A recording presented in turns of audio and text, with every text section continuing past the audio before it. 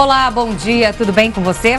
Hoje é quarta-feira, dia 28 de setembro. As eleições municipais estão chegando. Os brasileiros se preparam para escolher vereadores e prefeitos de 5.568 cidades. O Tribunal Superior Eleitoral promove ações em algumas capitais brasileiras para relembrar a importância do voto consciente e com os seguintes questionamentos. O que você quer melhorar na sua cidade? E você sabe quem pode resolver isso? O objetivo é estimular a participação do cidadão, não apenas nas eleições, mas nos destinos de sua cidade. Com essa proximidade das eleições, você escolhe seu candidato pelas propostas sem levar em conta o partido político? O Link News de hoje quer saber. Olá, bom dia. A gente quer que você participe do jornal com a sua opinião. Para manifestá-la é só usar a hashtag Link Record News. Nós estamos com transmissão simultânea no portal R7 e falamos de São Paulo para todo o Brasil. Também para vários países pela Record News Internacional. Vamos agora aos destaques de hoje. Polêmica na saúde. Supremo Tribunal Federal decide hoje se o Estado é obrigado a fornecer medicamento de alto custo para pacientes com doenças raras e graves. Com frieza e após 3 anos, padrasto confessa ter matado o menino Joaquim. Eu já estava com ele no colo, eu já levei ele, mas levei ele pra fora e matei ele. Depois da confissão, Guilherme desapareceu e agora é considerado foragido. Você fica o tempo todo ligado no celular ou tablet? Até um pouco antes de dormir? Pesquisa comprova que esse vício atinge também as crianças e é muito prejudicial à saúde. Você pode tirar suas dúvidas com uma entrevista ao vivo aqui no estúdio. E você, o que pensa sobre esses temas? Divida a sua opinião com a gente. Participe do nosso jornal, porque começa agora o Link Record News.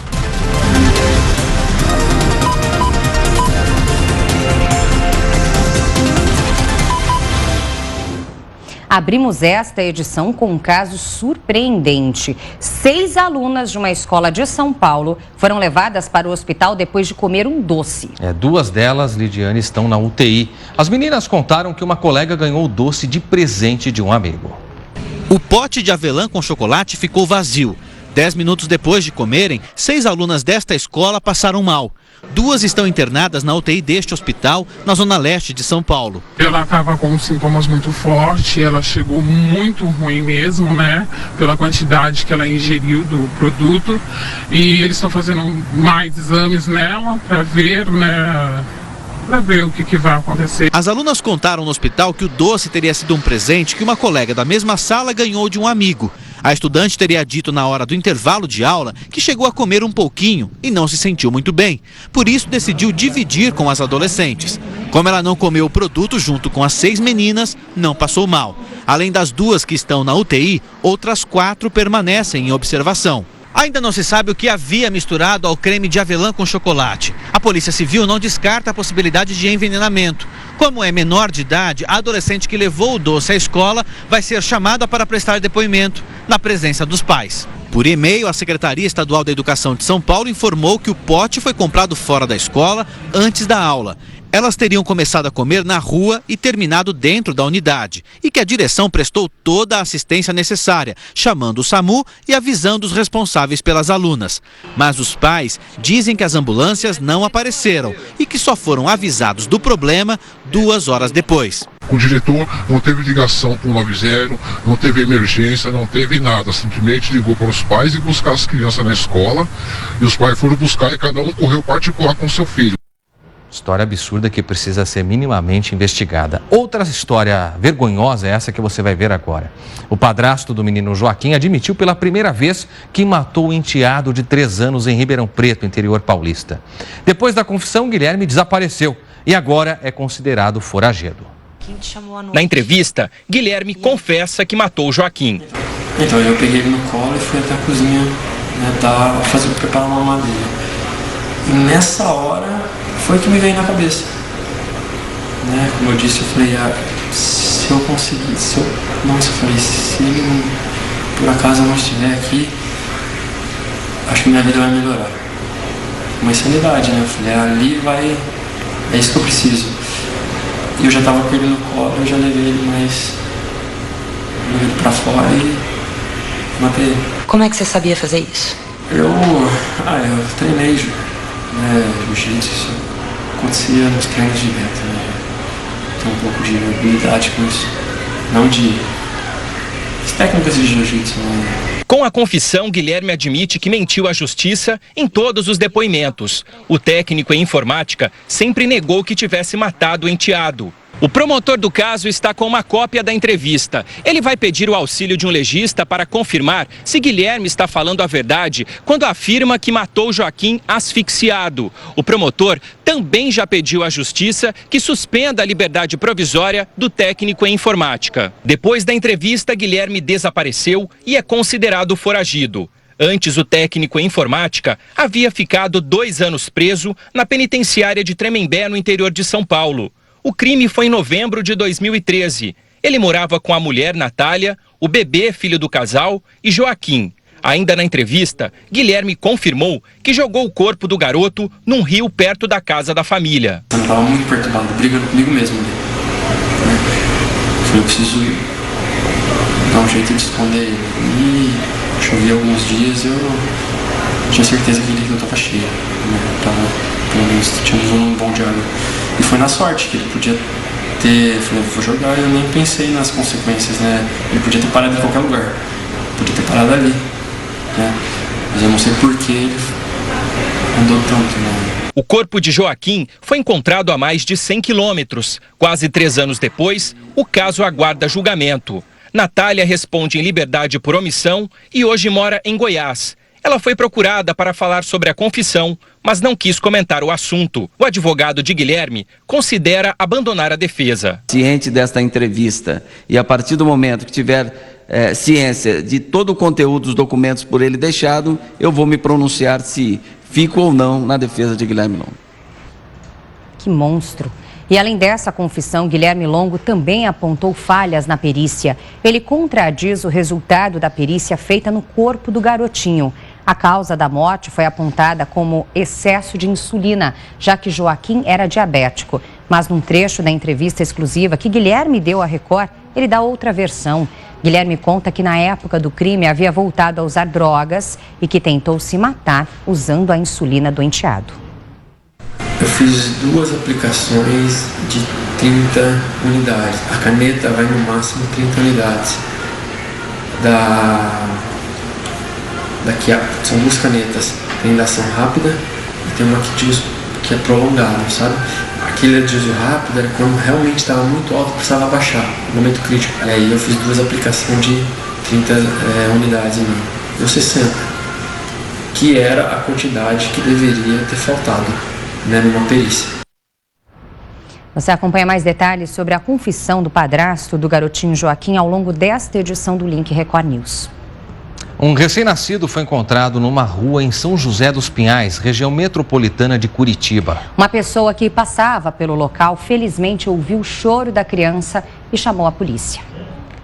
Um bebê foi a surpresa que uma vizinha da Malu encontrou abandonado à noite na rua. Estava só sobre o cobertor. Não estava em caixa nada. Um susto, uma emoção, um sentimento bom e ruim mesmo, né? No mesmo momento, né? Por ser um ser humano, né? No chão, no frio. Estas fotos a Malu tirou logo depois de encontrarem o bebê. Ele estava agasalhado, enrolado em cobertas e com esta sacola de roupas do lado. O bebê foi trazido para um hospital maternidade aqui mesmo em São José dos Pinhais. Está internado numa unidade de UTI neonatal. Passou por exames que mostraram que a saúde está boa. Foi alimentado e recebeu da equipe de enfermeiros e médicos aqui do hospital o nome de Lucas. Esse bebê apresenta, pelas informações médicas, em torno de 4 a 5 dias e recebeu os primeiros cuidados, os primeiros exames e alimentação e, graças a Deus, está tudo bem com ele. Os 2 suspeitos pela morte do cinegrafista Santiago de Andrade vão agora à júri popular no Rio de Janeiro. A repórter Carla Chaves tem mais informações. Oi, Carla. Olá a todos que acompanham o Link Record News. Inicialmente, a Justiça do Rio tinha decidido que o Caio Souza e o Fábio Raposo não tiveram a intenção na morte do cinegrafista Santiago Andrade, que foi atingido por um rojão enquanto trabalhava em uma manifestação que aconteceu no centro do Rio em 2014. O Ministério Público, então, recorreu da decisão junto ao Superior Tribunal de Justiça, que entendeu que, na verdade, houve intenção sim. Agora eles vão responder por dolo eventual e, por isso, podem pegar até 30 anos de detenção. A data para o julgamento ainda não foi divulgada.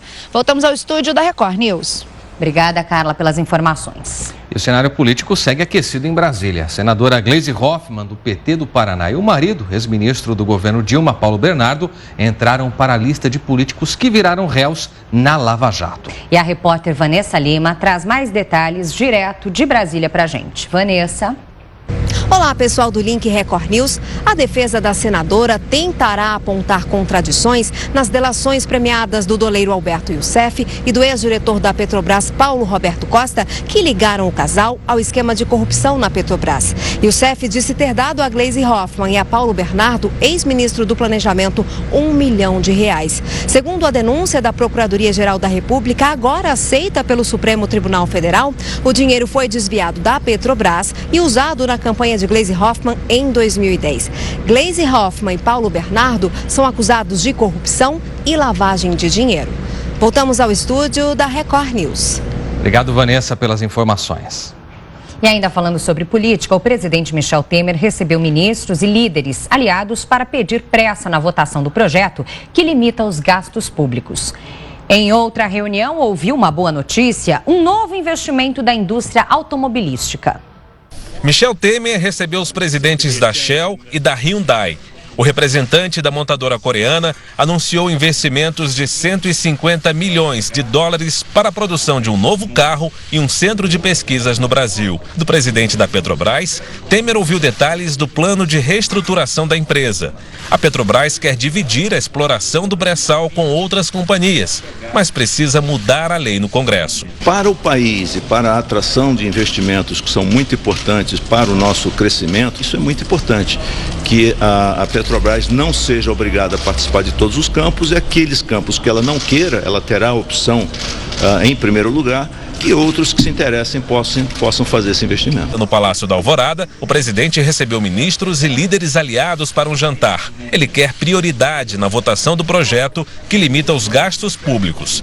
A ideia é aprovar a PEC em novembro. O texto redigido pelo governo limita os gastos de estados e municípios à inflação do ano anterior para as próximas 2 décadas e prevê punições fiscais a governadores e prefeitos que desrespeitarem a legislação.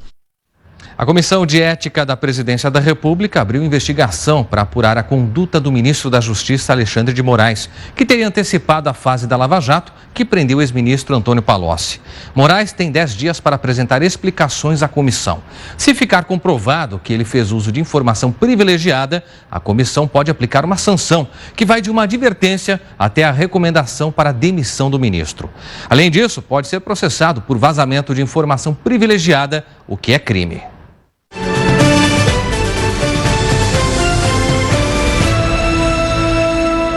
Homens da Força Nacional e das Forças Armadas vão reforçar o esquema de segurança em 11 cidades do estado do Rio de Janeiro nas eleições municipais do próximo domingo. O número de militares que devem participar desse esquema ainda não foi divulgado pelo Ministério da Justiça e da Defesa. O envio de forças federais para garantir a segurança da votação e a apuração também acontece em Mato Grosso, Alagoas, Rio Grande do Norte, Tocantins, Mato Grosso do Sul, Acre e Pará. Diante desse assunto, o que você quer melhorar na sua cidade? Você sabe quem pode resolver isso? Nessa quinta-feira, eleitores das capitais dos estados de Goiás, Bahia, Minas Gerais, Paraná e Tocantins serão convidados a responder a essas perguntas em uma ação de conscientização a ser realizada em locais de grande movimento justamente nessas cidades. O evento é uma iniciativa do Tribunal Superior Eleitoral em conjunto com os tribunais regionais eleitorais dos respectivos estados. Visa reforçar a ideia de que uma população bem informada sobre seus direitos e deveres e esclarecida sobre a importância do voto é o primeiro passo para formar um eleitor consciente e atuante na sociedade. E durante a ação serão instaladas urnas eletrônicas em locais estratégicos, onde os eleitores serão convidados a opinar sobre o que pode melhorar em cada cidade e também quem pode fazer isso. O objetivo é estimular a participação do cidadão não apenas nas eleições, mas também nos destinos de sua cidade. E agora, então, a pergunta da enquete do dia. Você escolhe seu candidato pelas propostas sem levar em conta o partido político? Vote sim ou não com a hashtag Link Record News em nossas redes sociais. Lembrando que você pode manifestar a sua opinião também por meio da mesma hashtag Link Record News no nosso Twitter, no nosso Facebook. Para seguir-nos no Twitter, @Record News. Você também pode manifestar o que pensa pelo nosso WhatsApp. O número já está na tela, é 11 95307 1851. Você pode manifestar o que pensa de qualquer parte do Brasil e também de fora dele, utilizando o código 55 na frente deste número. Pode votar, pode opinar, já estamos contando com a sua participação.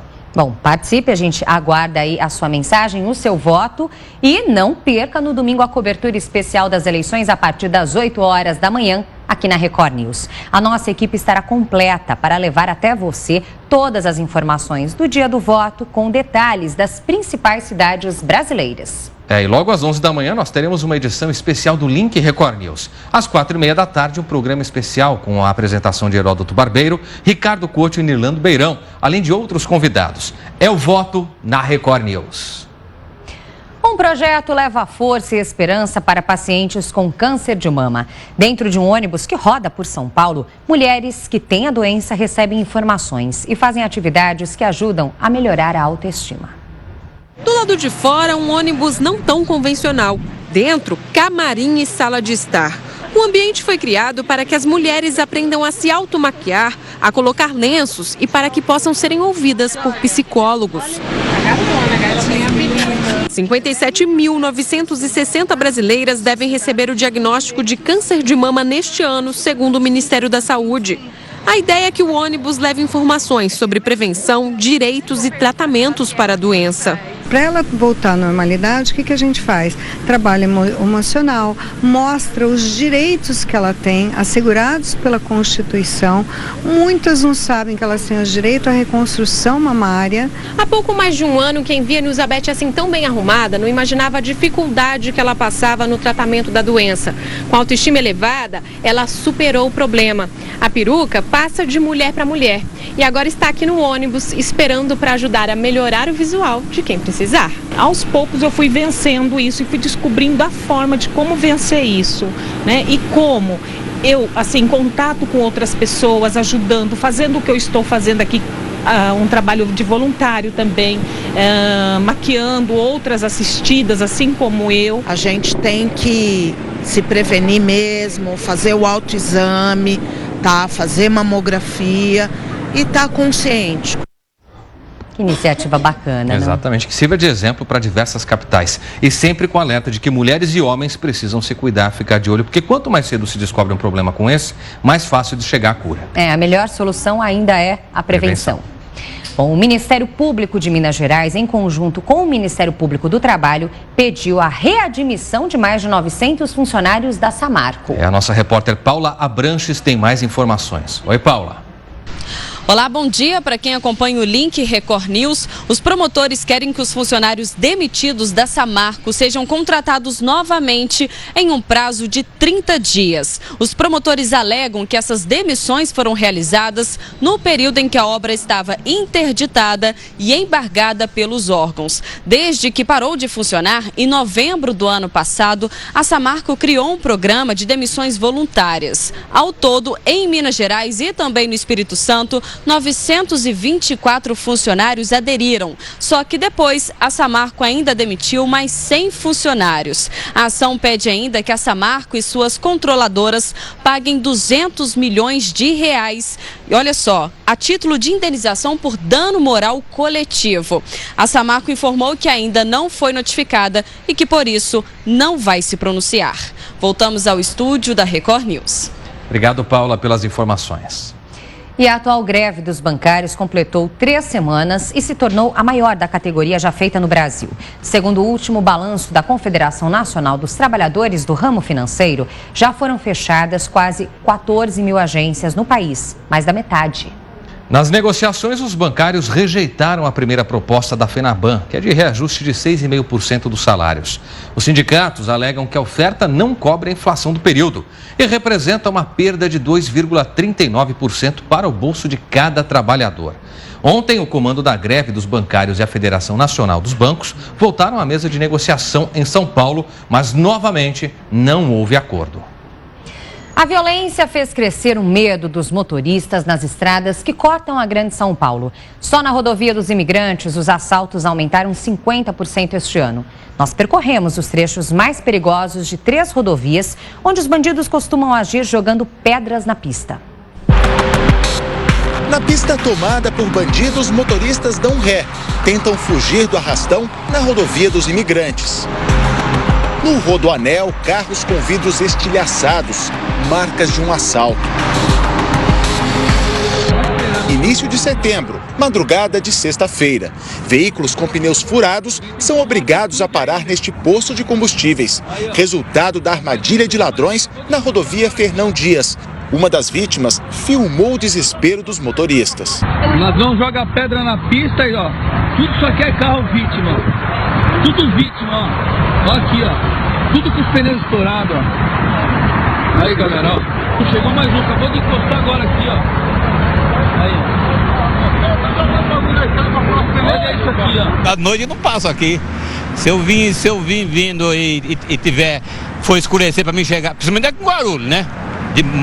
De Atibaia para cá é difícil. Nossa equipe percorreu o mapa do medo nas principais rodovias da região metropolitana de São Paulo. Na Imigrantes, que liga a capital ao litoral sul, o número de ataques neste ano aumentou 50% em relação ao ano passado. Os quilômetros 12 e 19, já na chegada a São Paulo, são conhecidos como pontos das armadilhas. O perigo, muitas vezes, vem do alto das passarelas. Aqui de cima, os bandidos jogam pedras, pedaços de troncos na estrada. Os motoristas se assustam, diminuem a velocidade, estacionam e são assaltados. Foi num ataque assim, há 4 meses, que um adolescente morreu quando viajava para a praia. Dentro do carro, ele foi atingido por uma pedra no peito. O modo de ação é parecido no Rodoanel, que serve de ligação entre as estradas para que os veículos possam transitar sem precisar passar pelo centro da cidade. Aqui, os roubos ocorrem perto do quilômetro 32. Tem muito pouco policiamento. O que o senhor ouviu falar? Estavam roubando os caminhões. Motorista, não estava roubando carga, estava roubando os motoristas. Tanto de caminhão quanto carro particular, moto. Passar, porque eles tiverem o que passar, eles levam. Percorremos também a Fernão Dias, a rodovia que liga São Paulo a Belo Horizonte. Entre janeiro e agosto, foram 79 roubos, 10 a mais que no mesmo período do ano passado. Das passarelas, os criminosos também jogam pedras e pregos retorcidos, suficientes para estragar os pneus. Além de passarela, o pessoal também fica no alto desse morro aí de Tocaia, só na vigilância. A polícia passou, desce eles para trabalhar. O movimento não para e os ladrões também não. Quem passa conta com a sorte, mas vive com medo. A gente fica com medo, né? Porque dia a dia da gente aí não é fácil não, né? Pergunta que fica diante desse quadro é por que o efetivo de policiais rodoviários não é ampliado justamente para fiscalização nesses pontos? E por que câmeras também não fiscalizam essa questão? Para multar, tem câmera. Agora, para proteger o cidadão, aí parece que isso não funciona. A gente muda um pouquinho de assunto para falar sobre recorde de produção de ovos de galinha. Em 2016, foi a maior dos últimos 30 anos. Rico em proteína, o ovo foi por muito tempo apontado como um vilão para a saúde. Mas a má fama ficou para trás, viu? E hoje ele é considerado um dos alimentos mais completos. Até o início deste ano, neste restaurante eram consumidos 6.300 ovos por mês, mas agora já são mais de 7.000. A gente tem um mexidão, que vai o ovo misturado com arroz, feijão, couve, carne desfiada. Nós temos ovo no feijão tropeiro, nós temos e sai muito ovo frito também. De abril a junho, o Brasil alcançou a maior produção de ovos de galinha dos últimos quase 30 anos, de acordo com o IBGE. Foram produzidas nesse período 757 milhões de dúzias, 5% a mais do que no ano passado. Rico em proteína, o ovo já foi considerado um vilão, apontado por muitos como o motivo do colesterol alto, mas isso já é coisa do passado. Branco ou vermelho, este aqui é um dos produtos mais consumidos no mundo e com as mais diferentes formas de preparação.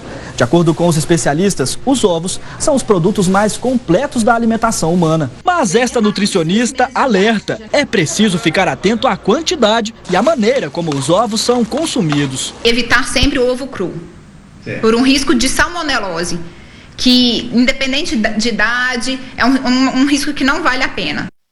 Bom, e por falar em alimentos, aconteceu ontem aqui nos estúdios da Rede Record a grande final do reality culinário Batalha dos Cozinheiros. Por isso nós vamos acompanhar agora o que aconteceu no programa de ontem e conferir quem ganhou a competição. Agora que estão no episódio final, o Extra quer parabenizar vocês com um grande presente. Um presente para que continuem cozinhando com economia para sua família e compartilhando as receitas que fazem sucesso em suas casas. Podem abrir e ver o que o Extra deu para vocês. Um ano de compras. Vocês acabam de ganhar um ano de compras em qualquer Extra. Isso não é incrível? Esse é o último desafio antes da grande final. E eu vou ajudar vocês dando um exemplo de um molho personalizado com Hellmann's. Podem vir aqui, gente. Ok, gente, prestem atenção na receita. 1 colher de sopa de mostarda, 3 colheres de sopa de ketchup, 5 colheres de sopa de maionese,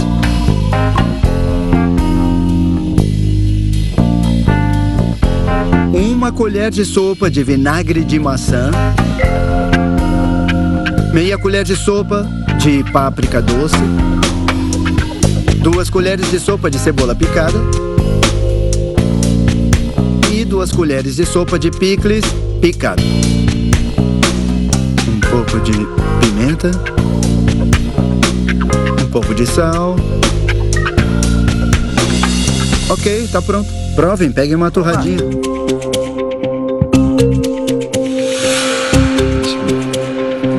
Com um pouco de imaginação e o toque especial de cada um, vocês podem criar um molho maravilhoso com Hellmann's. Ok.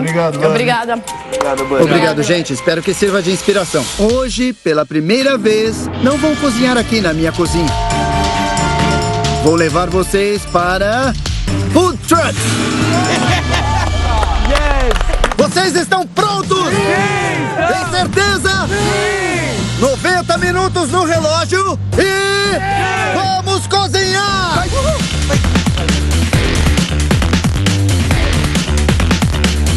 60 cabeças, velho. Pega 50 de cara. Vou mexer, vou misturar. Eu misturo tudo, né? Tá, mas vê quanto que vai ser um bife pra ver quanto tu vai precisar. Vai, você precisa correr, Pri. Eu sei, cara, só que não dá pra trabalhar lá, eu preciso organizar. Não, beleza, corre pra organizar. Agora eu vou fazer o bacon na frigideira. Tá bom. Meu, olha só, eu botei 1 de bacon. Será que eu boto mais? Olha aqui. Tô aqui, velho. Eu também, tô aqui cortando, não tô parando. Então vai. Montou? Monta, vai montando já. Não precisa cortar tudo, Pri, assume isso. Tá, agora deixa eu cortar esse último. Não corta tudo. Falta cortar alguns tomates agora.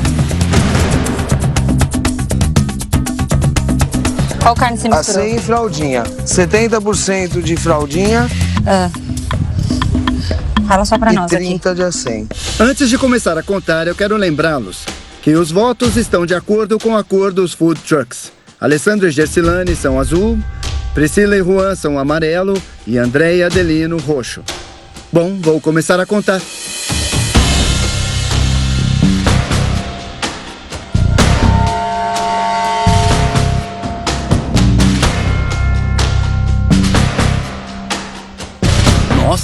Nossa! André e Adelino, Priscila e Juan, vocês estão na grande final! Nesse último desafio, vocês vão poder contar com a ajuda especial dos seus amigos e família para preparar a refeição de hoje. Boa! Estão preparados? Sim! Prontos para a grande final? Sim! Esse bolo tem dúvida, não sei. Tinha que testar com... Desceu. Desceu? Desceu. Vamos tentar assar o outro, botar mais... Não vamos abrir. Vamos assar um...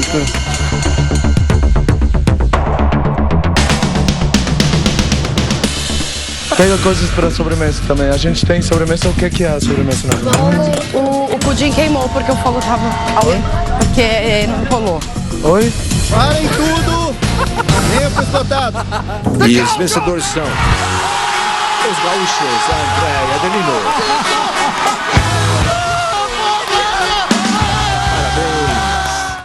Tá Tá aí uma final cheia de emoção que você acompanhou aqui e que reviu agora os melhores momentos com a gente. O Link Record News aproveita para fazer uma pausa para os nossos apoiadores e volta em instantes com mais informação para você. Entre elas, Tribunal de Justiça de São Paulo anula julgamento dos policiais condenados pelo massacre no Carandiru. E ainda a previsão do tempo em todo o país. Fique ligado. Até já.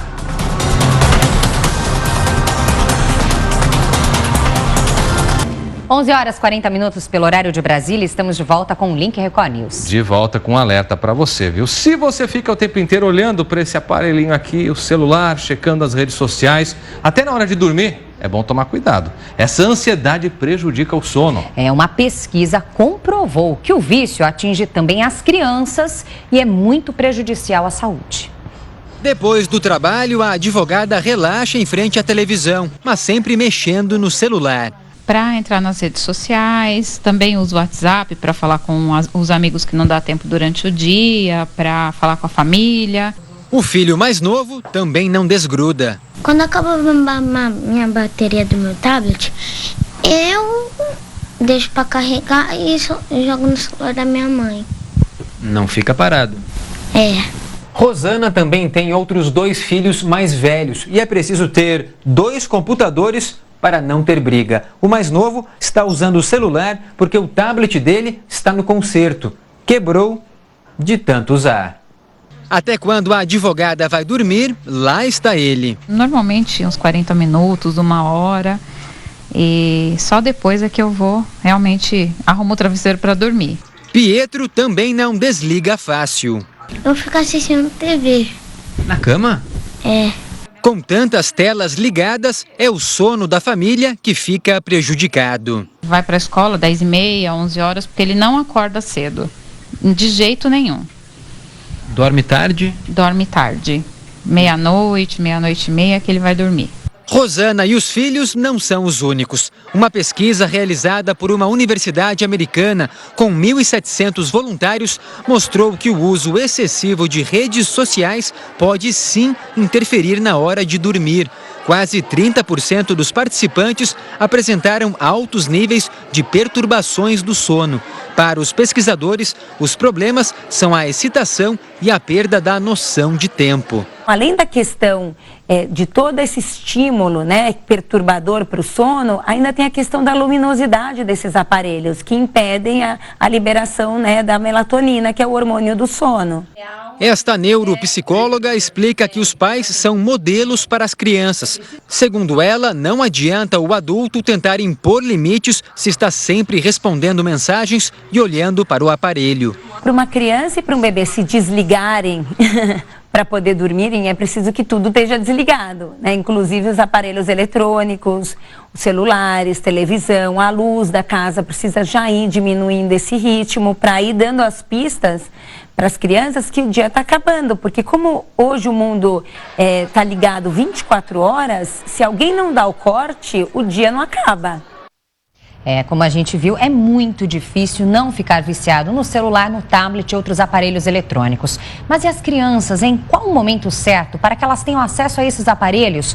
Como fazer para dosar o uso dos celulares e tablets para que eles se relacionem e brinquem também de outras coisas? Pois é, para responder a essa e outras dúvidas, a gente recebe agora a colunista e neuropsicóloga Débora Moss, já está aqui com a gente. Débora, as crianças parece que nascem sabendo mexer nesse bichinho, né? E não largam mais. Qual que é a técnica, o segredo para tentar desestimulá-las, se é que isso é possível, tão cedo a deixar de lado esse brinquedo? Para elas é isso, é um brinquedo. E brincarem de coisas mais saudáveis, digamos assim.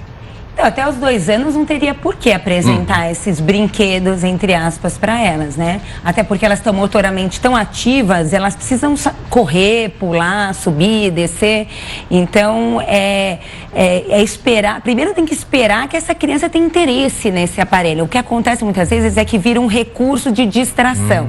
Então, na hora da refeição, vem um tablet para que a criança coma mais rápido, mais fácil, não preste atenção que está comendo e não desista de se alimentar. Então, às vezes os pais antecipam até um interesse. Então, ela Não parte nem delas. Nem os parte pais delas. É que introduzem mais cedo esse brinquedo. O meu dedo chamava fura-bolo, Agora vai ter que mudar mudar de nomes, né? Porque fura eles já tablet. nascem no touch. Exatamente, já nascem empurrando aquele dedinho. Exato. Então é importante que se dê outras opções. Então, crianças mais velhas que já rapidamente perceberam esse brinquedo divertido, é importante então que se defina quanto tempo que se pode brincar com esse tipo de atividade, porque existem outras 1000 atividades e ficar só nisso aí acaba se tornando prejudicial. Antes da gente tocar na questão aí do celular, a idade ideal para que elas tenham acesso a isso, ainda falando sobre tablet, você falou que até os 2 anos não há necessidade de apresentar essa tecnologia para elas. Quais são os riscos envolvidos na apresentação dessa tecnologia? Porque, como você mesma disse, a criança fica ali. A movimentação única e exclusivamente do dedinho. Há riscos neurológicos, inclusive físicos também, pelo sedentarismo, no uso dessa tecnologia de uma forma precoce? Sim, Lidiane, porque assim, a gente está tendo uma geração de crianças obesas, né? Por exemplo, é um dos prejuízos, porque fica naquela atividade mais sedentária e acaba ficando restrita àquele tipo de estímulo e perde a oportunidade de ter outras vivências que são fundamentais no desenvolvimento neurológico da criança. Principalmente a questão motora, eu insisto nisso porque assim, eu brincava de trepa-trepa, mesmo que eu morava num prédio, que ainda, né, eu vivi numa época que também tinha essa restrição de sair à rua, não sou tão velha assim, então, já tá, né, então assim, subir no trepa-trepa, ir no gira-gira, entrar num buraco, sair, essa parte psicomotora, ela tá muito limitada na vida das crianças atualmente, e até para o desenvolvimento, assim, na alfabetização, por exemplo, para a criança aprender que a letra ela está dentro daquele espaço, ela precisa primeiro ter a vivência do corpo dela no espaço. Exato. Então, muitas crianças estão tendo esse tipo de dificuldade lá na frente na alfabetização. Agora, me parece, Débora, que isso é uma coisa muito instintiva da criança também. Ela vai atrás do tablet, ela quer tirar das mãos dos pais e aí os pais acabam cedendo. Muitas vezes não é apenas por ser um recurso para distraí-las, mas os pais cedem à pressão, como a gente já discutiu diversas vezes, né? Na hora de educar, os pais às vezes, para não ver a criança fazer um escândalo, não vai, fica com o tablet. Como é que você acha, porque a gente viu na reportagem a questão do exemplo, o quanto é importante. Como é que os pais conseguem fazer essa substituição sem causar também, digamos assim, um drama tremendo na vida das crianças? Então, eles também precisam limitar o uso em casa do celular. É o exemplo, né? É o exemplo, porque se os pais estão o tempo todo com o olhar naquela telinha, tem algo interessante naquilo que, né, meus pais não estão conseguindo olhar para o lado. E aí estimula a pedir, né, dá aquela coceguinha, né, aquele barulhinho da mensagem que toca, todo mundo sai correndo para ver quem que é, como é que é. Então, é fundamental que parta dos pais também esse limite no uso dentro de casa, porque senão se perde aquele momento, né, de um olhar para o olho do outro, né? Tá perdendo isso, essa conversa. Às vezes dentro de casa, as famílias estão se comunicando pelo WhatsApp, que cada no grupo da família, cada um num cômodo e vão trocando mensagens, né? Débora, a questão do celular, a idade ideal para dar um celular, um aparelho na mão de uma criança? Então, eu tive esse conflito, Lidiane, pessoal com meu filho, porque ele não tinha necessidade de celular, porque para mim o celular era uma questão de comunicação. Então, se estava uma situação mais confortável, ele está na escola, ele está em algum lugar, né, que não precisa, né, a gente não precisava se conversar, eu achei que não tinha mais a necessidade de um celular.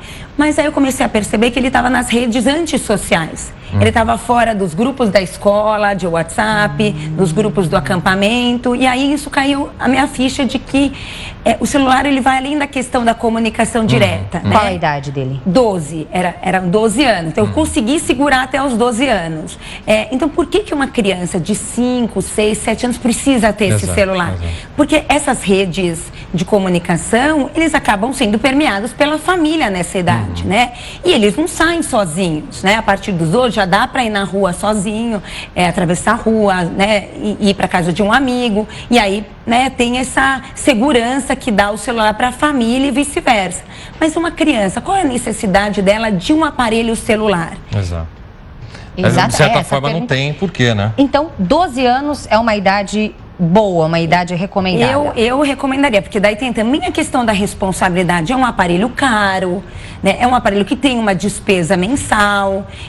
Então, tem a questão também dessa responsabilidade de ter, que não é um brinquedo. E para não interferir, principalmente no horário de aula, porque muitas crianças levam para a escola e aí tem aquela situação chata, né, do professor ter que pedir para que o aparelho seja desligado, também a atenção ser desviada no momento da aula também por conta do aparelho. Exatamente, mas muitas escolas proíbem o uso do celular, né, nesse ambiente. Ou na própria sala de aula tem a caixinha que põe o celular, ou já é de antemão a regra de que não se leva esse aparelho para a escola. Ele está na escola, se a escola precisar se comunicar com os pais, liga. Liga. Agora, Débora, me dá a impressão que determinada fase, principalmente pós-alfabetização, então entre os 8 e 12 anos, pré-adolescente, o drama dos pais não é só o tablet e o celular, o aparelho em si, mas o uso deles a partir das redes sociais. Como monitorar o que desde criança eles começam a aprender, a verificar? Principalmente porque nessa idade é que os aliciadores, por meio das redes, começam a fazer contato e aí o risco é muito grande. Quais são as dicas? Então, nós, pais, a partir dos 30 anos, quem tem 30 anos, nós somos turistas dessa tecnologia toda. E os nossos filhos são nativos. Já nascem alfabetizados de forma digital, exatamente. Né? Então, eles sabem todos os macetes, todos os jeitinhos que nós estamos tateando aí para poder entender. Então, é preciso que os pais se informem, né, de como funciona como é que se funcionam as redes sociais. Não dá para os pais serem alienados desse tipo de recurso. Você acha que monitorar, porque aí tem aquela questão do quanto é importante preservar a privacidade ou não, mas monitorar, sentar junto, pegar o tablet e ver o que o filho ou filha está acessando, digitando, com quem se corresponde, isso é válido, é importante? Sim, é válido essa parceria, assim, de não deixar sempre sozinhos, né, é uma oportunidade de estar junto também, esse momento, né, de se conectar com o mundo. Porque hoje eles estão no quarto, eles não estão seguros. Né? Então, deixar o tablet e tchau, né? Não dá para fazer isso. Eles não estão, né? Eles não estão no quarto deles sem correr riscos, como a gente achava que, né? Como era na nossa época. Então, é preciso ter esse controle, é preciso orientar. E também as redes sociais, elas têm idade mínima. É isso que eu questiono. Porque a maioria das famílias mente a idade para poder permitir. E aí, assim, a gente autoriza algo que a gente não autoriza no nosso dia a dia. Então, assim, se tem idade limite, respeitem essa idade limite, porque essa idade limite, ela não é aleatória. Tem a questão da responsabilidade, tem a questão, né, da própria questão de crítica, de não entrar nessas... É muito fácil aliciar uma criança, né? Mas um mais velho já tem uma certa noção dos perigos que o mundo, né, que se corre nesse mundo, né? Se você notar algo diferente ali, realmente fora da rotina, que a criança não tenha exposto, vale a pena cutucar ou já insere o assunto diretamente e resolve? Não, quando começar já a entrar nessas redes sociais, antes já é preciso ter uma conversa clara do né, dos lados positivos, do que tem de benefícios, mas também dos riscos que eles estão correndo se não tomarem cuidado. Deixando tudo bem claro. Muito claro. Muito bom. Débora, obrigado pelos esclarecimentos, viu? A gente espera a semana que vem novamente. Até a próxima. Até semana que vem, Débora. Bom, o Link Record News, então, faz agora uma pausa para os nossos apoiadores e volta em instantes. Com mais informações para você. Até já.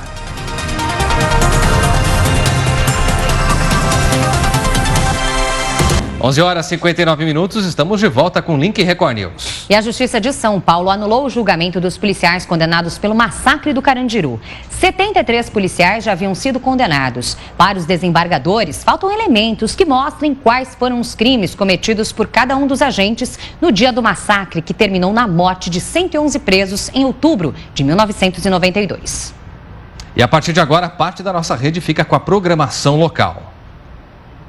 E a gente segue aqui com o link Record News, momento de interatividade. Há poucos dias, então, do grande dia de votação, no próximo domingo aí, eleições municipais acontecendo para que você escolha prefeito e também vereadores. E aí vem a pergunta, você escolhe o seu candidato pelas propostas, independentemente do partido? Hashtag link Record News para votar pelas redes sociais e compartilhar também o que você pensa, ou faça isso também pelo nosso WhatsApp, DDD 11 95307 1851. Vamos conhecer a sua opinião, vamos ver como é que o brasileiro pensa sobre isso, porque me dá a impressão, Lidiane, que escolher político independente de partido, com a polarização que vivemos hoje, é muito difícil. Vamos ver o que pensam os nossos internautas. O Luiz Bandeira, Jardim do Mulato, no Piauí, diz o seguinte: sim, porque não é a ideologia do partido político que irá influenciar na forma de gerir o município, mas a proposta de governo que é registrada na campanha. Luiz, esse é o modo correto, tomara que todo mundo pense como você. Obrigado por participar. Tem também agora a participação do Carlos Alberto, lá de Pernambuco. Olha a proposta, a chapa e o partido. Ele checa tudo ali, muito bem, ponto a ponto. E, Carlos, se puder ver o histórico do candidato, melhor ainda, né? Se não é ficha suja e por aí vai. Frank de Sossego, na Paraíba. Será que lá a eleição vai ser sossegada, Lidiane, no domingo? Ele diz, não, eu voto pelo trabalho que ele faz por minha cidade, independente do partido político. Muito bom, Frank, que as eleições aí sejam bem sossegadas, viu? Um abraço a todos da sua cidade. Tem mais participação, que chega agora de Cachoeiro, de Itapemirim, no Espírito Santo. O Luiz Fernando escreve o seguinte: votem meu candidato pelo caráter e pelas boas propostas, não pelo partido que participa. Está aí registrada a opinião, então, do Luiz. Agora o Celso de São Paulo diz: as propostas do candidato pesam muito na escolha, mas o partido ao qual ele é filiado tem um peso maior. A ideologia do partido deve ser levada em conta. Tá certo, Celso, obrigado, viu, por participar. Tem mais mensagem daqui a pouquinho, a gente vê mais opinião aqui na tela. Vamos ver como é que está a votação da nossa enquete. Primeira parcial do dia, agora na tela você acompanha comigo. Você escolhe o seu candidato pelas propostas, independentemente do partido político? 53% falam que sim, enquanto 47% até agora responderam que não. Ainda dá tempo de você registrar a sua participação aqui. Até o final da segunda edição, resultado oficial para você e mais momentos de interatividade. Enquanto você vota e participa, a gente vai ao vivo agora a Curitiba, no Paraná, onde está Thaís Pomin, para conhecer os destaques desse estado, dessa capital de hoje. Oi, Thaís, boa tarde para você. O que você tem para a gente nesta quarta-feira? Olá, Thaís. Olá, Kleber e Lidiane, boa tarde a todos. Os destaques aqui do Paraná hoje são, claro, da Operação Lava Jato. Hoje à tarde começam os depoimentos dos presos da 35ª fase, que foi deflagrada na última segunda-feira. Eles estão detidos na carceragem da Polícia Federal aqui em Curitiba e os interrogatórios estão previstos para começar às 2h da tarde. De acordo com a assessoria da Polícia Federal, pela ordem, prestarão depoimento por primeiro Branislav Contic, que atuou como assessor do ex-ministro Antônio Palocci, e Juscelino Antônio Dourado, que é ex-secretário da Casa Civil. Palocci será o último a prestar depoimento. Caso não haja tempo hábil para o interrogatório dele ainda hoje, o ex-ministro será ouvido somente na quinta-feira. A prisão dos 3 investigados é temporária e tem prazo de 5 dias. Portanto, é válida até sexta-feira. O pedido de prorrogação ou conversão de prisão em preventiva, que é por tempo indeterminado, só pode ser feito pela Polícia Federal ou pelo Ministério Público Federal. Esse pedido será realizado ou não após a avaliação do conteúdo dos depoimentos. E a decisão cabe ao juiz Sérgio Moro. E ainda sobre a Operação Lava Jato, o Supremo Tribunal Federal aceitou a denúncia da Procuradoria-Geral da República contra a senadora petista paranaense Gleice Hoffmann e o marido dela, ex-ministro Paulo Bernardo. Agora os dois são réus em uma ação penal decorrente da operação. Em maio deste ano, Gleice e Paulo Bernardo foram denunciados ao Supremo Tribunal Federal, acusados de terem recebido R$1 milhão para a campanha da senadora em 2010. Os dois foram citados nas delações do doleiro Alberto Youssef e do ex-diretor de abastecimento da Petrobras, Paulo Roberto Costa. De acordo com os depoimentos deles, o valor teve origem em recursos de contratos da estatal. O casal nega ter sido beneficiado pelo esquema de corrupção. Gleice é a primeira senadora a se tornar ré na Lava Jato. Após a decisão do Supremo, ela disse que a denúncia se baseia em delações contraditórias. Os ministros da primeira turma do STF seguiram o voto do relator, ministro Teori Zavascki. Para ele, não há contradições nos depoimentos dos delatores. Com a denúncia aceita pelo Supremo, inicia-se a fase de coleta de provas e depoimentos de testemunhas de defesa e acusação. Essas são as principais informações de hoje por aqui. Clébio e Lidiane, volto com vocês. Obrigado, Thaís. Ótima tarde para você. Até amanhã com mais notícias do Paraná. Do Paraná, a gente segue agora ao vivo para Araraquara, no interior de São Paulo, para falar com Pedro Leão e saber dos destaques de hoje do Record News Paulista. Oi, Pedro. Boa tarde. Boa tarde, Pedro. Boa tarde, Kleber. Boa tarde, Lidiane. Olha, que nós brasileiros somos criativos, isso ninguém duvida. E em momentos de crise, o jeito é apelar e voltar ao passado, voltar a praticar o escambo. Em tempos difíceis, é possível conseguir produtos de qualidade sem gastar muito ou sem gastar nada. Bazares que funcionam à base da troca são a oportunidade das pessoas se livrarem do que não querem mais e ainda saírem no lucro. No Record News Paulista, nós também vamos falar de uma turma de idosos que dá baile em muita gente jovem por aí, viu? No próximo sábado é comemorado o Dia dos Idosos e em Franca um projeto une atividade física com inclusão social. E até na capoeira eles mostram que tem habilidade. Olha só que legal. Essas e outras notícias no Record News Paulista, às 1h10 da tarde, depois do horário eleitoral. Lidiane, Clébio. Bacana, Pedro, obrigada. Imperdível Record News Paulista, então, com isso e muito mais, na companhia do Pedro Leão. Bom trabalho para você por aí. Bom trabalho, Pedro. Até mais tarde. Agora a gente segue aqui com outras notícias para você. Entre elas, que a polícia descobriu uma fazenda capaz de produzir até 12 toneladas de maconha no agreste de Pernambuco. 2 homens foram presos. Na fazenda, uma estrutura de plantio com 2 quilômetros de canais de irrigação, preparo de solo e cultivo com adubação. 36 mil pés de maconha estavam sendo cultivados, o suficiente para produzir 12 toneladas da droga. Toda a plantação foi destruída. 120 quilos de maconha já beneficiados foram queimados. O que chama a atenção da polícia é que a fazenda de cultivo está longe da área antigamente conhecida como polígono da maconha. O que a gente vê geralmente é esses plantios no sertão pernambucano, naquelas ilhotas do Rio São Francisco. Então, por que ele está levando, no caso, a plantação da maconha para esse local? Porque fica perto da cidade e aí a logística dele de transporte para espalhar para os pontos de venda fica muito mais curto. 2 homens foram presos, entre eles o dono da fazenda, que disse desconhecer o cultivo. Ele vai responder o processo em liberdade.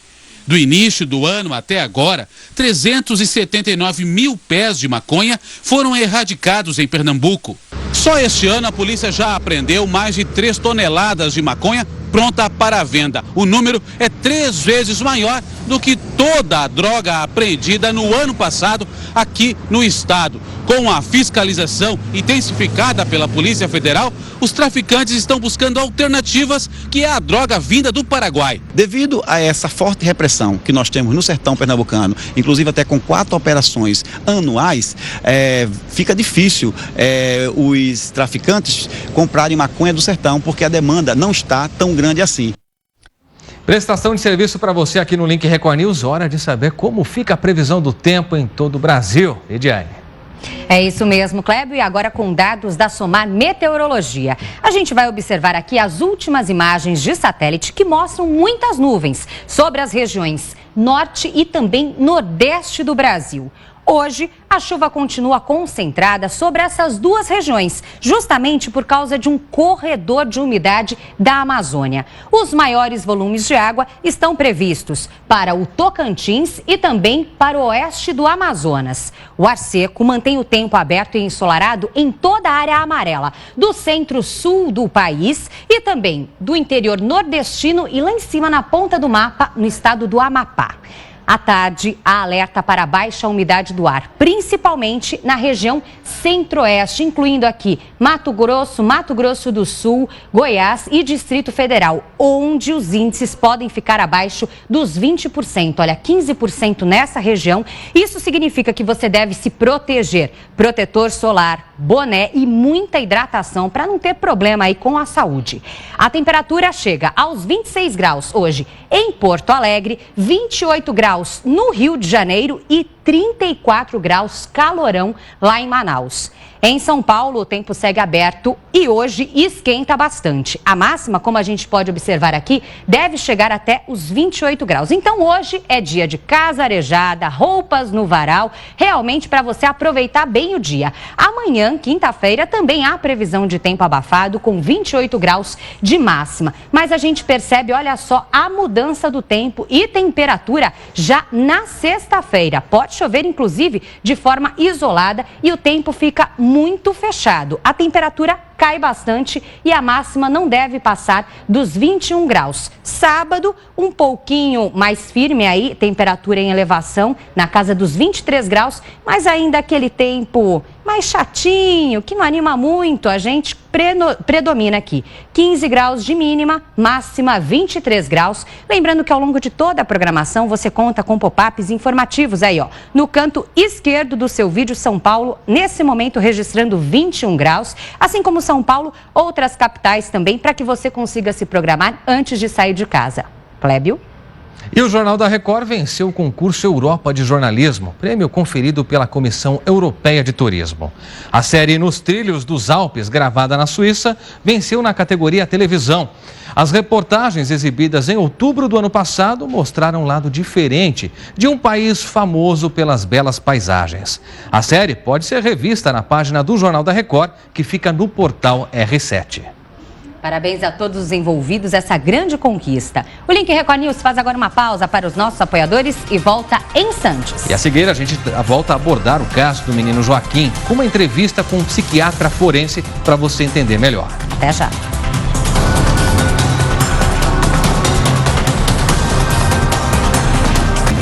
Você está no Link Record News, meio-dia, 18 minutos pelo horário de Brasília. Voltamos com mais informações, falando agora do bebê que foi abandonado em São José dos Pinhais, região de Curitiba, e que felizmente, apesar do abandono, passa bem. A suspeita é que a criança tenha nascido em uma maternidade há 4 ou 5 dias. Um bebê foi a surpresa que uma vizinha da Malu encontrou abandonado à noite na rua. Estava só sobre o cobertor. Não estava em caixa nada. Um susto, uma emoção, um sentimento bom e ruim mesmo, né? No mesmo momento, né? Por ser um ser humano, né? No chão, no frio. Estas fotos a Malu tirou logo depois de encontrarem o bebê. Ele estava agasalhado, enrolado em cobertas e com esta sacola de roupas do lado. O bebê foi trazido para um hospital maternidade aqui mesmo em São José dos Pinhais. Está internado numa unidade de UTI neonatal. Passou por exames que mostraram que a saúde está boa. Foi alimentado e recebeu da equipe de enfermeiros e médicos aqui do hospital o nome de Lucas. Esse bebê apresenta, pelas informações médicas, em torno de 4 a 5 dias e recebeu os primeiros cuidados, os primeiros exames e alimentação e graças a Deus está tudo bem com ele. Lembrando que abandonar um recém-nascido, isso sim é crime. Se a pessoa não pode cuidar, não tem condições, que vá a um juizado de menores e faça então a doação dessa criança. Isso é uma conduta responsável. E responsabilidade é largar a criança à própria sorte. Isso sim é muita crueldade. A polícia trabalha agora com 3 hipóteses para o assassinato do presidente da Portela. Envolvimento com milícia, crime passional e até uma briga pelo comando da escola de samba. O corpo de Marcos Falcon, que também era ex-policial militar, foi enterrado no Rio de Janeiro. O bairro de Madureira, na zona norte do Rio, parou para homenagear o presidente da escola de samba. Perdi mesmo um pedaço de mim, o amor que ele tinha por mim, eu por ele. O intérprete oficial da escola disse que o carnaval do ano que vem terá que ser de superação. A gente vai tentar manter a mesma força, né, a mesma garra que ele tinha, que ele gostava, a força que ele gostava que a escola tivesse, né? E a gente vai fazer de tudo para manter esse mesmo ânimo, essa mesma força. Marcos Falcon era candidato a vereador e foi assassinado no comitê de campanha. A polícia fez uma nova perícia no local do crime, percorreu várias casas e conversou com moradores. Novas imagens de câmeras de vigilância estão sendo analisadas. 9 pessoas já prestaram depoimento. A polícia considera 3 hipóteses: crime passional, envolvimento com a milícia e até divergência no comando da escola de samba.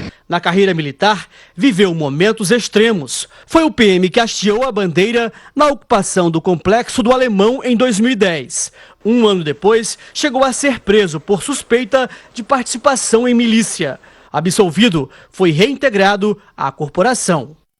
A gente volta a falar agora sobre a confissão do padrasto do menino Joaquim. Em entrevista exclusiva à Rede Record, ele admitiu que matou a criança. A gente vai ter mais detalhes desse caso agora com o nosso comentarista de segurança, Renato Lombardi.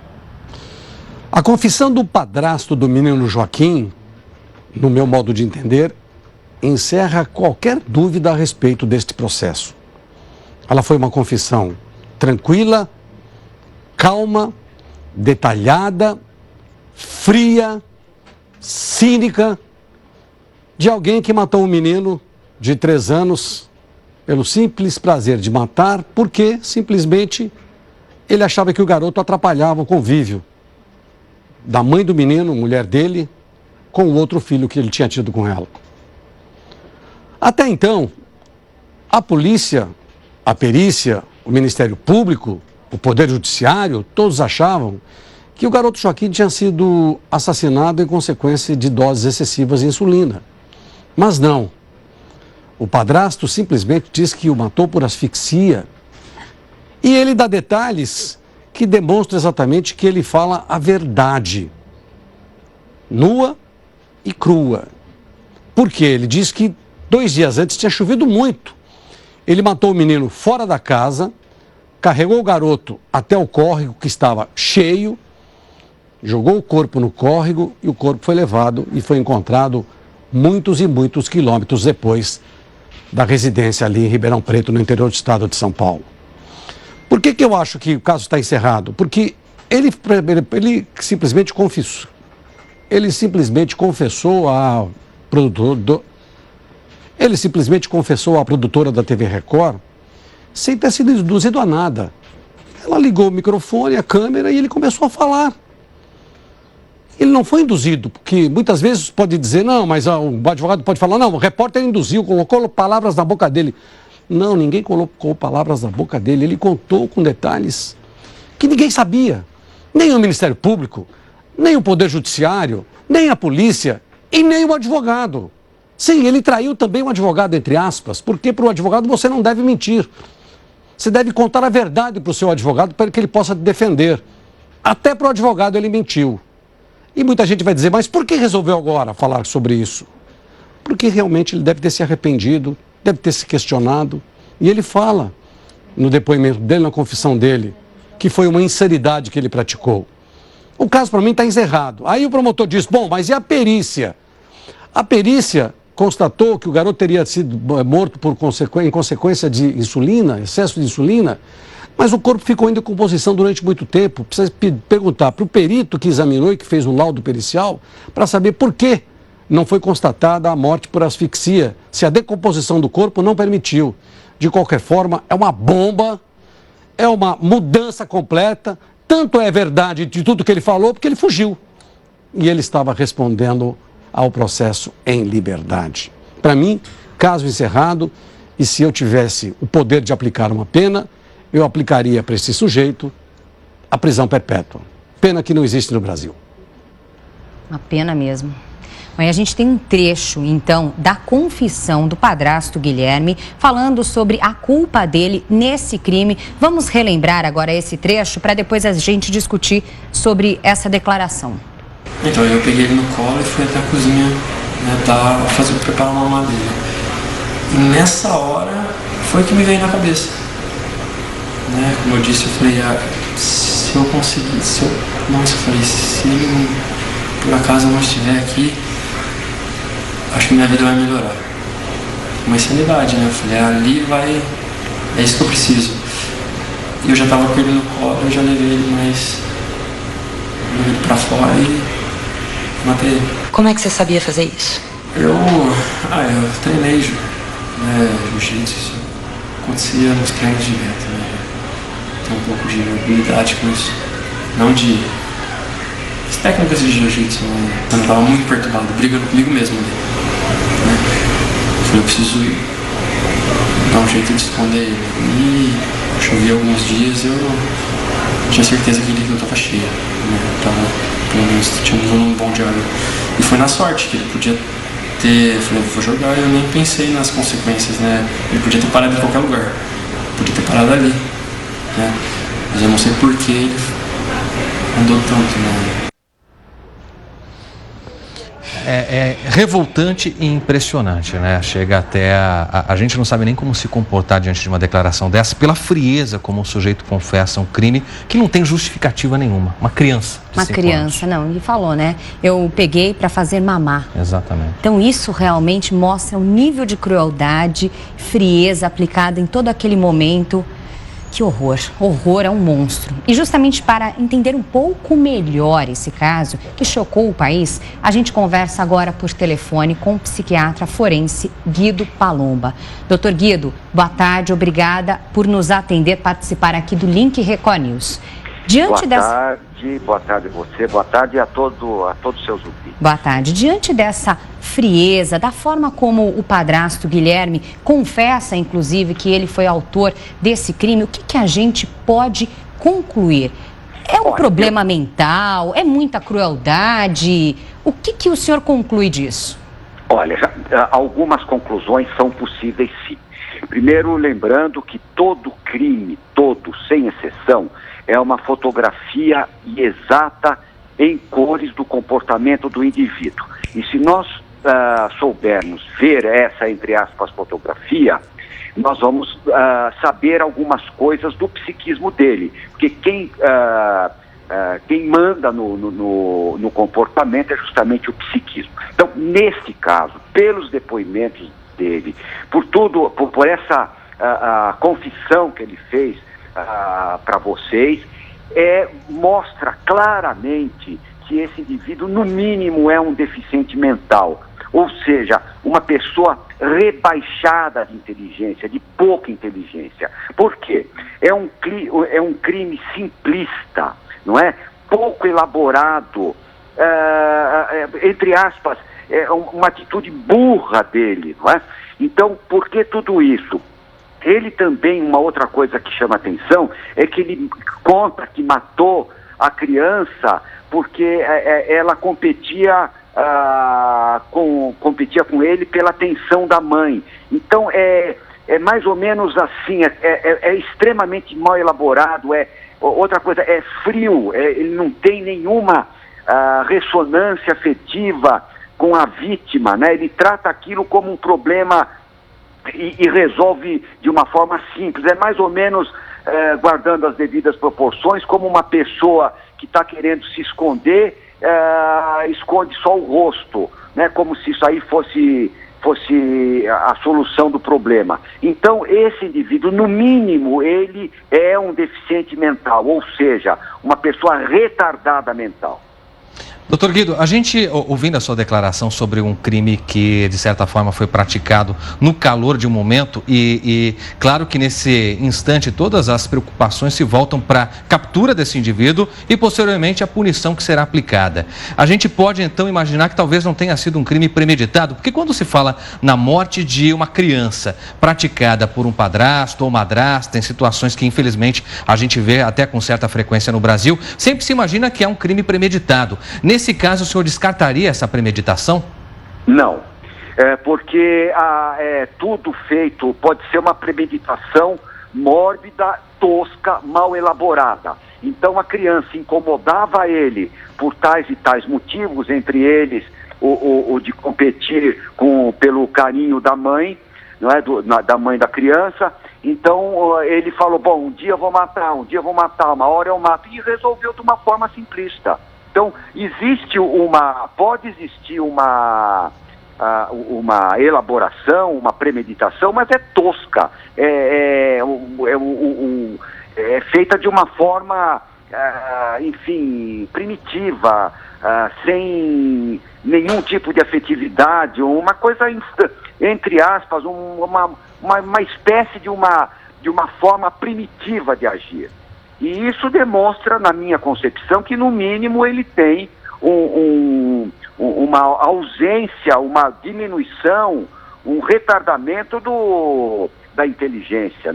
Para mim isso não há dúvida nenhuma. E o fato também dele contar como se nada tivesse acontecido, ele respondendo em liberdade e negando o crime, e depois contar isso até de uma certa forma como alguma coisa importante ou bem feita, ou se vangloriando, ou insensível a tudo isso, mostra que é um retardado mental. Doutor Guido, esse caso traz à tona alguns questionamentos, principalmente porque hoje é muito comum essa nova formação familiar. Os casais se separam e homens e mulheres procuram aí um novo parceiro. Quando já tem filhos, então, é um padrasto ou uma madrasta, então, que passa a formar o grande núcleo familiar. E aí vem a seguinte pergunta. Essa pessoa, o Guilherme, pode ser que ele tenha agido numa conduta normal até então e na situação do crime expressou esse comportamento frio e violento, ou pessoas dessa forma, elas dão indícios de que podem em algum momento ter uma atitude descontrolada? O caso, por exemplo, da garotinha Isabela Nardoni, agora temos aí do menino também com o padrasto Guilherme. Quais são os pontos que devem ser verificados, principalmente pela mãe ou pelo pai, que colocam uma nova pessoa ali na companhia do seu filho?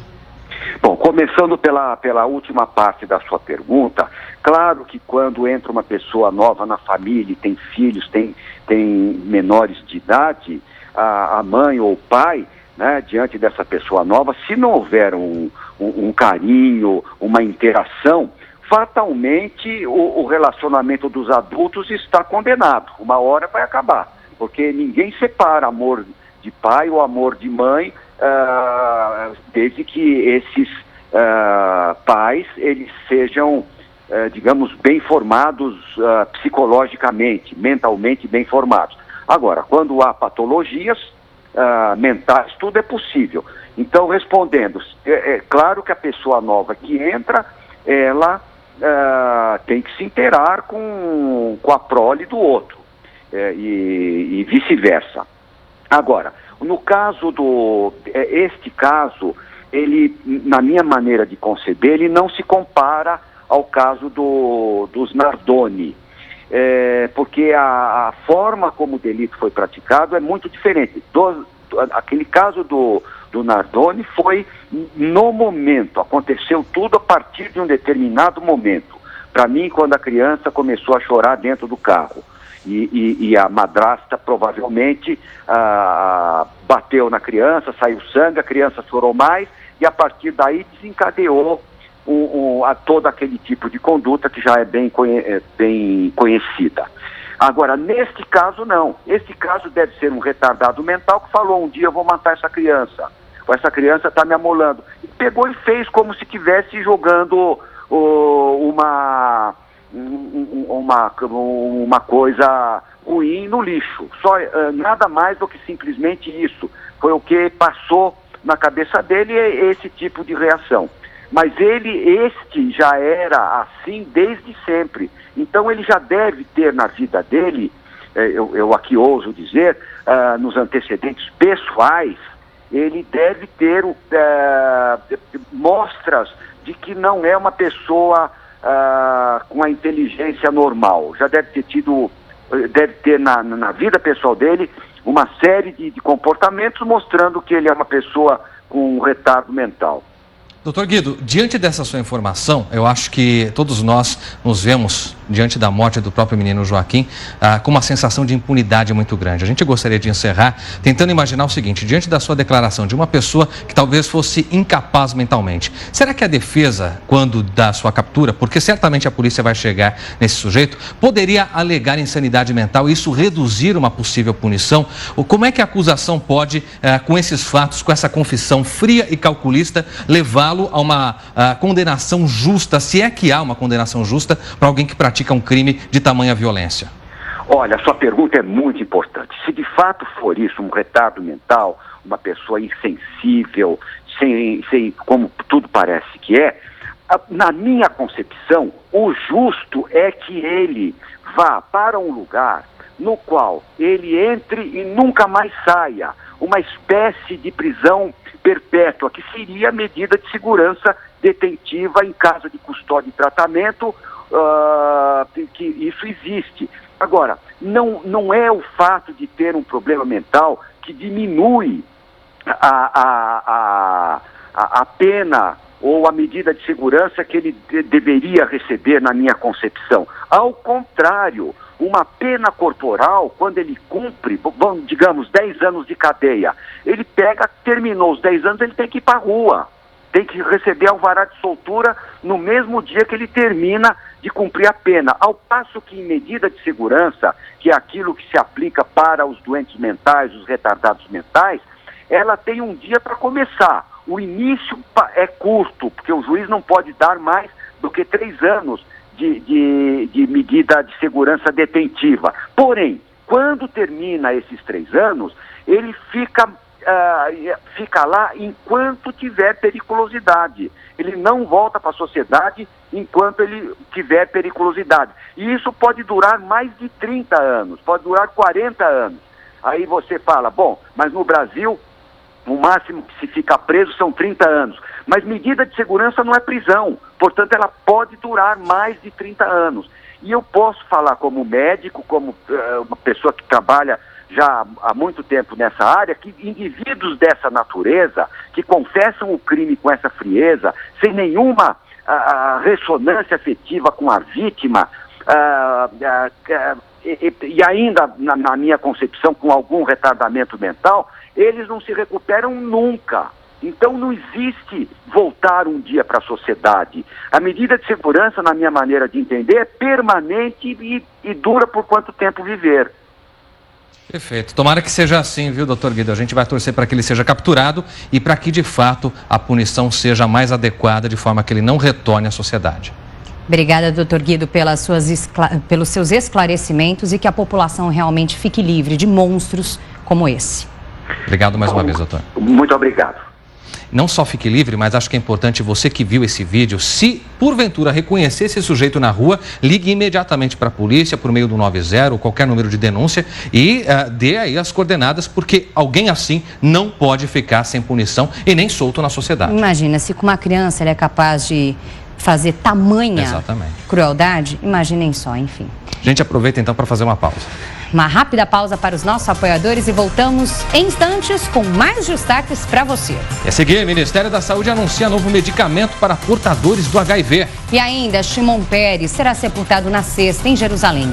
Ex-presidente de Israel morreu ontem aos 93 anos. Até já. Meio-dia mais 46 minutos, estamos de volta com o Link Record News ao vivo e mais informações para você. Shimon Peres será sepultado na sexta-feira em Jerusalém. O ex-presidente de Israel morreu ontem, aos 93 anos. Peres entrou para a história ao defender a paz entre os judeus e os palestinos. Ele também foi um dos fundadores de Israel. Veja com o nosso correspondente Herbert Moraes. Shimon Peres estava internado há 2 semanas depois de um derrame. Shimon Peres left us. Peres deixou a gente sem sofrer, anunciou o genro dele. Aos 93 anos, Shimon Peres defendia como poucos o país que ajudou a criar em 1948. Shimon trabalhou desde o primeiro dia de Israel e até o último dia da vida dele, lembra o filho. Pouco antes do derrame, ele postou um vídeo na internet que promovia a indústria nacional israelense.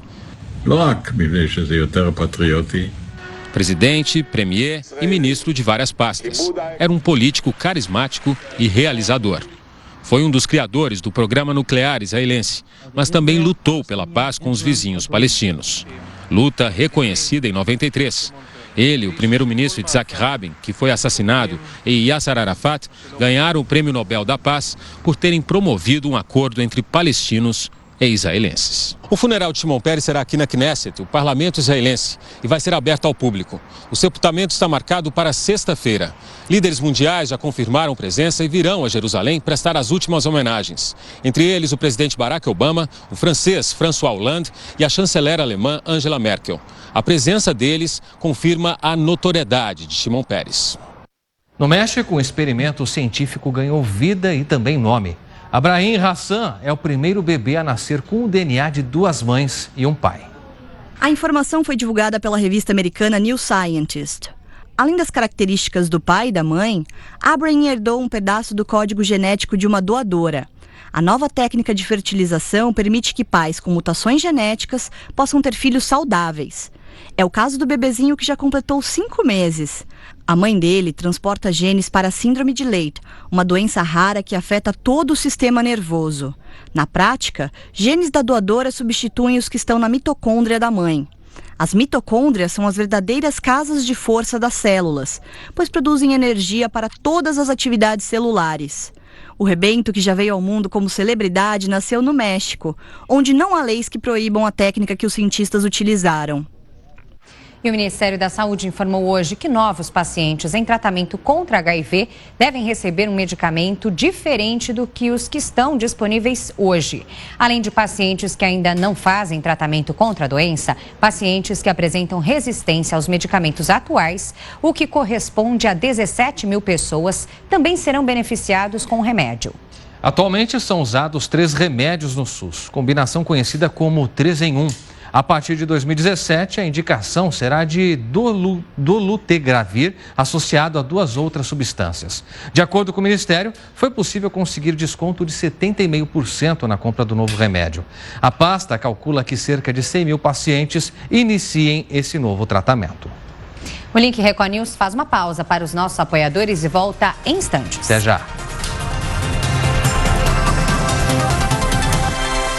Meio-dia, 56 minutos, você está no Link Record News. Estamos de volta para falar sobre economia, porque os juros médios cobrados pelos bancos nas operações com cheque especial avançaram de 318,4% ao ano em julho para 321,1% ao ano. Segundo dados do Banco Central, a taxa atingiu o maior valor de toda a série histórica, que começa em julho de 1994, ou seja, em 22 anos. Os juros do cheque especial e do cartão de crédito rotativo estão entre os mais altos do mercado.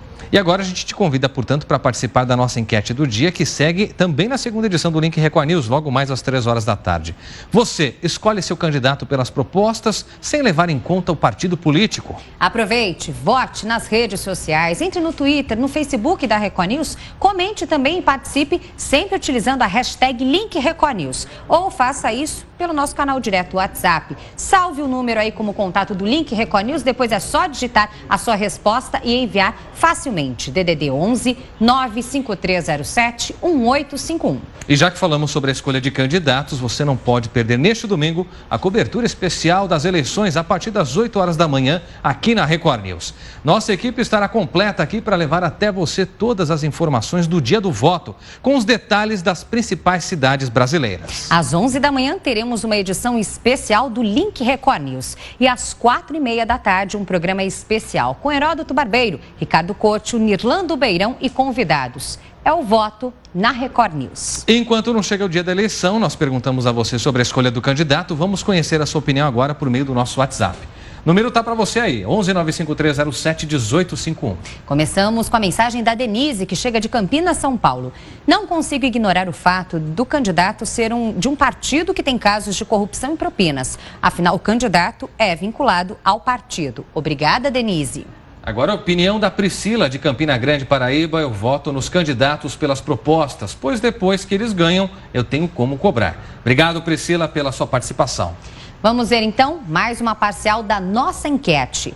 Na tela você acompanha, olha só, 53% dos nossos internautas dizem que escolhem o candidato pelas propostas, independente do partido. 47% dizem que não. Continue votando e participando também com a sua opinião. Na segunda edição tem mais interatividade para você. Muito bem, te esperamos com essa enquete às 3 da tarde. Com isso encerramos aqui essa edição do Link Record News. Lembrando que você pode sugerir assuntos para o jornal. Basta mandar uma mensagem para o nosso WhatsApp. Participe também nas redes sociais, sempre com a hashtag Link Record News, igual está aqui embaixo. Acesse também a nossa página no Facebook e o nosso Twitter. Entre lá na página da Record News no portal R7. A gente se encontra novamente aqui às 3 da tarde, na segunda edição do Link Record News. Colabore, vote, participe, a gente se vê logo mais. Boa tarde para você, a gente volta às 3 da tarde. Até lá.